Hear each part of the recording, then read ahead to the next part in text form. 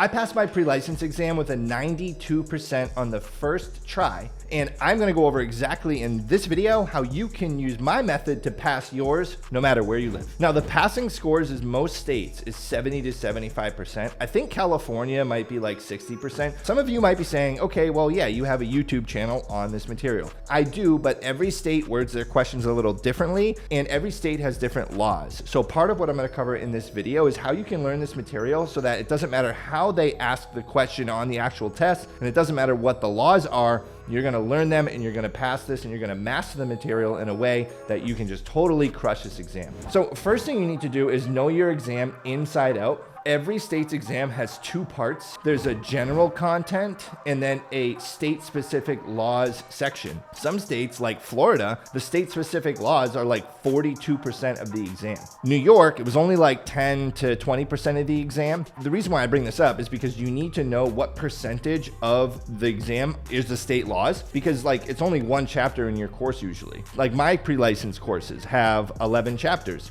10 or 11. The last chapter is the state laws. So if you're going through and 1 out of the 10 or 11 chapters is on state laws, it may make you think that, hey, only like 10% of the test is going to be on the state laws, but it really depends on whatever state that you live in. So you need to learn your exam's structure as well, the number of questions, the time limit, and the passing score. And I actually passed my test in 24 minutes. So it only took me 24 minutes to do my exam. And that really comes from mastering the material. Now, where you can find your state's official exam outline is online. So I found the New York Life Broker exam online. I had to take it to become an approved pre-licensed education provider in New York. New Jersey requires the same thing. There's some other states that require me to take their exams. So in the development of my courses, I made sure to tailor them around like how those questions are asked in each of those states. But basically, to find your state's exam outline, all you have to do is Google. Just search your state's name, the line of authority, and then pre-license exam content outline. Say you live in Georgia and you're looking for your life insurance exam content outline. You would Google Georgia life insurance pre-license exam content outline. And you're going to do that in every state wherever you want to find your state's outline. There are 3 main vendors that administer pre-license exams. They are Pearson VUE, PSI, and Prometric. So those are the 3 companies that administer the tests. New York happened to use PSI. Yeah, New York used PSI, Florida and Georgia used Pearson VUE. I know New Hampshire uses Prometric, I'm pretty sure. So whichever state you're in depends on which vendor you're gonna use. It's important to get those down. Why understanding exactly what's tested though, this will save you weeks of time. So I'm gonna go over that right here. You find the exam contents outline, and then you're gonna go line by line through that outline to make sure that you can get all the parts down. So now that the outline is covered, I need you to build a smart study plan. I want you to study 5 to 6 days a week for 1 to 3 hours per day. You need to adjust this for your timeline. Maybe your hiring manager wants you to finish your pre-license and get licensed within like 10 to 14 days. You might need to buckle down and put more hours in, depending on what state you're in and which line of authority you are going through. Now, I want you to break your studying into 3 phases. Phase number 1 is learning the material. Through your course or textbook or whatever that you're taking, you really need to go through and read the material. Make sure that you can define all the words as you are reading. The only reason why anybody fails in any subject is that they fail to define the words of the material that they're reading. As you're going through your course, have a separate browser open. And actually in my courses, there's a button you can click to open up the vocab words for that chapter, the confusing words. So if you want information on my courses, just click the link in the description of the video. There's also a link to a free study guide as well. If your course doesn't have something like that, that's really a pain, but you can use Google or ChatGPT. Now, as you're studying, when you come across, this is very important, when you come across a word that you don't understand, you need to use Google or ChatGPT to look up the definition of that word and read it back to yourself 10, 15 times until you really understand what that word means, because this is really just a big vocabulary test. Now, after you go through the course and you learn all the material, maybe you have to go through it 2 or 3 times. That's okay. Maybe there are some chapters you have to read 2 or 3 times to get it down. That's what I did. I reread New York's life laws like probably 7 or 8 times until I just memorized them and got them down. I would do it in the morning and then at the night before bed, and I would just like do it a few times throughout the day for a couple days leading up to the test.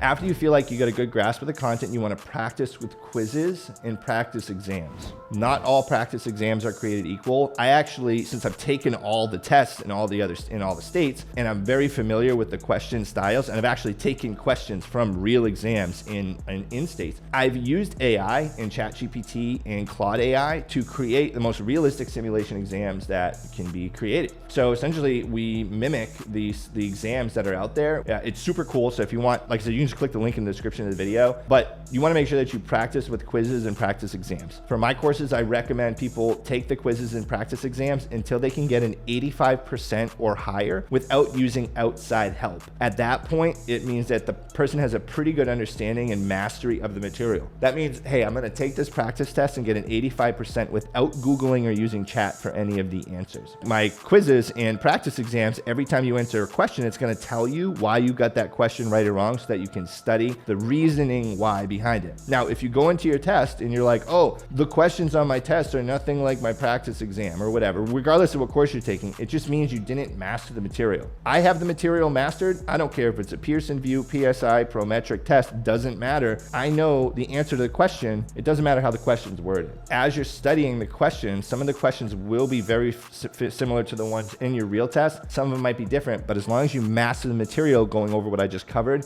you're going to be in good shape. Now, after you go through those first two steps, you want to refine by targeting weak areas. So if you feel like maybe you're not comfortable with medical expense insurance or disability insurance or the life insurance riders, go read those parts over and over again until you get them down, and make sure that you define all the words. Also, make sure that you get your state laws down. So make sure general and state content daily so that your brain gets used to switching between them, because you're going to have to switch between them on your test. Some states exams have two parts where there's one part for the general content and another part for the state laws. Some it's combined. New York was combined, where the state laws questions were mixed in to the actual state exam. Next, you got to also, while you're studying, make sure that you're using high return study resources. So you need to choose a state approved pre-license course or provider with videos, quizzes, and practice exams. If you're watching this, you're probably a video learner, which is why I made so much video content on my channel and put a ton of amazing videos into my courses, because this is how people learn nowadays, right? Most people are wanting to learn on video. It's really hard to sit there and focus. And I know the fear. You feel like you can't remember everything. You feel like you're not going to get it all down. And even me, having mastered this content, I felt that way going into my exam in New York. I was like, oh my gosh, I feel like I probably don't have this down enough. I don't have it understood enough to really get the score that I want and pass. And what that can do too is throw you off on test day when you're actually sitting to take your test. That can totally throw you off because your anxiety kicks in, your emotions kick in, and you're like, oh, it can have you second guess. So that's why I say you want to get an 85% or higher on your practice test, because then once the emotion kicks in the test, if you second guess yourself on some answers that maybe you would have guessed correctly if you weren't in such a high pressure environment, it'll make up for that. Like I said, check out my products in the description of the video. You can also find links to a free study guide in my state approved courses and tools. This video is to help you pass based on my experience. I'm not trying to make it as, hey, I'm just trying to sell you my courses. If you want to buy it, great. But really, I'm showing you how I studied and how I passed. And this is how my courses are structured. So I'm like, if you want that, you can use whatever tools you have. I don't really care. But if you want the tools that I used to study, that I created for myself, then go ahead. They're in there. Practice exams are super important from multiple sources that have different variations. That way you're not memorizing question wording. If you check in the description of the video, I actually have GPT practice exam question tools for you to utilize while you are studying for your exam. So all you got to do is click on those GPTs. It'll open it up in ChatGPT, and you can tell it to make you questions for your exam based on the state that you live in. You need to make sure first you know if you're in a PSI, Prometric, or Pearson VUE state. Next, you want to be sure you can go through that outline and look at each piece on the outline and actually explain the concepts out loud to yourself in a way that almost like you're trying to teach someone else what it would be. Review all the topics multiple times and increase the gap each time. Maybe you do it like twice a day, 3 times a day on the parts that you're struggling, and then you go like, decrease the frequency on how many times you're reviewing those per day. Use a tool called mnemonics for memorizing your laws and provisions and different policy types. So mnemonic is like a quirky or funny, cute little study tip or strategy to memorize something. So for example, a free look period is the amount of time after the policy delivery that the insured has to cancel the policy and get a refund of their first premium. Say the free look period is 14 days. Free look starts with F, so does 14, and so does first premium, right? Those are like little study tactics that you can use to memorize things that might be a little bit tricky for you. Keep a weak points notebook and review it daily. You want to make sure you master the tricky stuff, so focus on state-specific laws because they're often the difference between passing and failing. Try to break complex topics like annuities or underwriting scenarios down into simple real-world examples. That's what I did in my course, is I took every complex topic and every vocabulary word and included a real-world example that helps people understand it in a simple, easy to understand way. You want to learn your definitions word for word as much as possible because you want to really get the definitions down. That way, no matter how they ask you a question on the definition, it's not going to trip you up, or on that vocab word. Secrets for the day before. Make sure that the night before you do some light review, okay? No cramming. You want to make sure you get some good sleep. When you wake up, eat a balanced breakfast, get there early or show up early on your computer, and avoid last minute panic. My test was in the afternoon, so I just made sure I didn't like eat a huge meal right before the test. If you're taking it remote, some states offer it remote, you want to make sure that you are checking into your exam early because they do have some pretty strict requirements. So you got to make sure you got a clean desk. They're going to ask you to see you on camera, verify with your ID. You have to show all around your desk and everything with a camera. And so they're going to make sure that you don't have any tools out and no one can bother you. If someone comes in, if you got kids and you're testing at home, lock them in their room, because if they come in that room and talk, then they're going to fail you. You got to take it again. They're not going to refund you. During the exam, make sure you answer what you know first. You're going to have the option to flag questions that you're uncertain of so that you can go back and review them after. Don't spend a ton of time trying to answer a question that you're not sure of the answer. Flag it and then move to the next question so that you can get through the questions and go back to the uncertain questions, because if you spend so much time trying to figure out the questions you're not really sure of, then it can really take up a ton of time. That way you don't run out of time. Watch the clock, but don't rush through the test. You want to make sure you avoid some mistakes, like do not study without the exam content outline. It's huge. You want to make sure you use multiple resources for your practice questions and practice tests. I put one for you in the chat, the description of the video, my ChatGPT tool. You want to make sure that you're utilizing whatever is in your course as well, or whatever other courses you buy. Don't ignore the state laws or minimize the importance of the state laws just because it's one chapter. Don't memorize the questions in your practice test without understanding the concepts behind why it's right or wrong. Like if you're just like, I'm going to memorize all these questions and go sit for my test, the questions are probably going to be different. They change their test like